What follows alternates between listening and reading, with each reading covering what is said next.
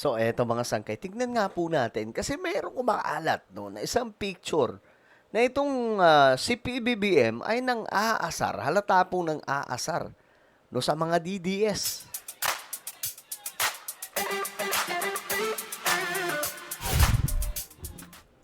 Yo guys, what's up? This is me. We are back dito sa ating YouTube channel. Ako po muli ito, Sangkay Janjan, nagbabalik. At ito pag-usapan po natin ngayon mga sangkay, itong pang-aasar ni PBBM sa mga ayaw sa kanya. Ano nga ba ang kanyang ginawa, mga sangkay? Malalaman niyo po ngayon. Anyway, bago tayo mag-umpisa, sa mga hindi pa po dyan nakakapag-subscribe sa ating YouTube channel, makikita niyo po yung subscribe button sa baba ng video na to. I-click niyo lamang po yung subscribe, i-click ang bell, at i-click niyo po yung all. Sa mga nanonood po sa Facebook, i-follow niyo po yung ating Facebook page. Okay. Ito kasi yung kumakalat ngayong picture. Ang dami pong nag-react dito mga sangkay. Sobrang daming shares, sobrang daming reaction. Alam nyo, magugulat kayo mga sangkay sa caption ni PBBM. Ayan. Ito po yung picture.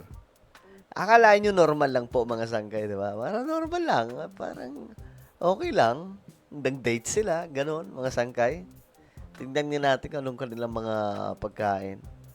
Siyempre si Sandro Marcos, mami niya, daddy niya. Ayan, mga healthy foods, no? Yung pagkain nila. Alam nyo bakit healthy foods?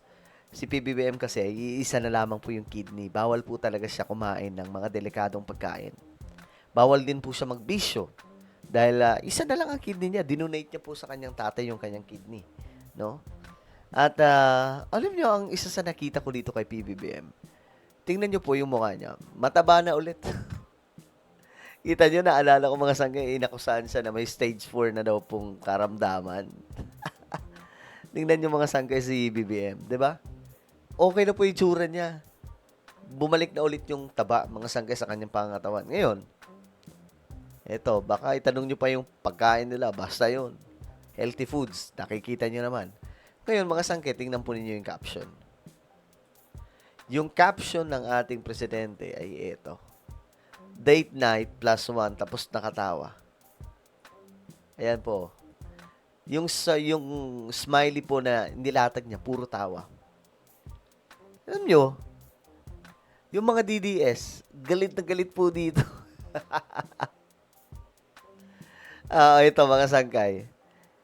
Patunay na asartalo po yung mga anti-Marcos. Ito mga sangkay, 30,000 no yung reactions dito. At syempre, puro negatibo, puro tawa.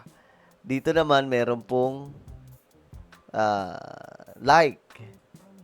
8,000 yung, syempre, tuwang-tuwa sila kasi marahil na inspire sila sa kanilang nakita. No? Ito, galit na galit. 648. Pero ito talaga, tawa ng tawa. Yan po, mayroon pong 30,000 na tumatawa dyan, mga sangkay. Ngayon, halatang inaasar ni PBBM itong mga may ayaw sa kanya. Yan po, nakatawa po. Halakak po yung emoji po ni Pangulo. Ayan po. Puro tawa. Mr. President, bakit ka naman nang-aasar? Ito, makikita nyo mga sangkay yung asar talo sila mga sangkay. Tingnan nyo. Date night. Ito, halatang anti-Marcos to. Date night bago bumatak. You see? Asar talo sila, kaya yung mga comment nila ganyan. Sabi naman isa, pustahan tayo, mas madaming react tumawa dito kaysa like. O, diba? Asar talo sila eh.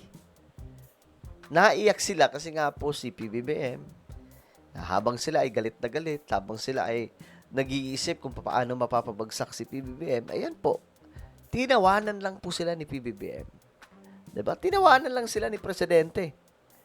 Date night habang nagtatrabaho ang middle class para sa 4-piece. Yan yung di na raw kumakain.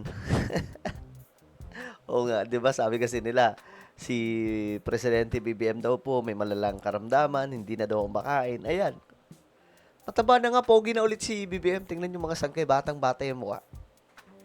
'Di ba? Para nga po siyang, alam niyo yung mga bumibida sa Korean drama. Ayan po, tingnan niyo. Guwaping no? Sabi dito, sana all mas bata pa tingnan kaysa sa anak. 'Di ba? Ang bata tingnan dito ni Presidente BBM. Anyari, parang ibang tao na. Paano parang ibang tao na? Plus one pa pero na tingnan nyo guys. Alatang ampalaya eh. Ito yung sinasabi po ni Yorme na ampalaya. Sabi naman ng isa dito, correction, date night with taxpayers' money. Aba, gaano kaya yung tax nito? Tax reveal naman dyan. Ang bira, parang parang pinagmamalaki pa po niya yung tax niya eh. O, diba? Okay. Tatlong buhaya. Ang mga sangkay halatang asartalo talaga sila. We don't need post, we need live. Ha? Parang edited. Lahat naman sa kanila edited eh, 'di ba? Kung ano-ano na nga lang naiisip nila eh. Na paratang kay BBM. Andun daw po sa St. Luke's, nakaratay, Diyos mio marimar. Ako mga sangkay, doon din po yung, sa St. Luke's talaga kami.